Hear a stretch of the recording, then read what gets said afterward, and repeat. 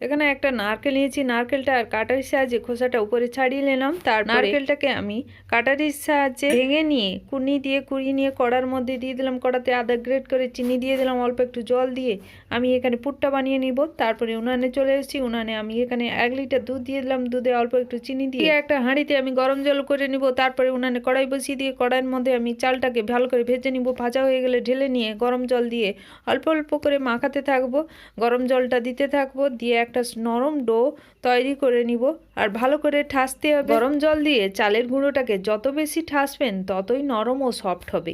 এইভাবে নরম আর soft do হয়ে যাবে। তারপর গোল গোল করে লেচি কেটে গোল গোল করে নিতে হবে। তারপরে চ্যাপটা করে মাঝখানে পুর দিয়ে যে কোনো সাইজের ডিজাইন করে নিতে হবে। আমি এইভাবে সবগুলো পিঠে বানিয়ে নিলাম, বানানো হয়ে গেছে। এরপরে আমি উনানে চলে এসেছি, ফুটন্ত দুধের মধ্যে সবগুলো পুলি পিঠা আমি দিয়ে দিলাম একসঙ্গে, দিয়ে 10 মিনিট ফুটিয়ে নিব।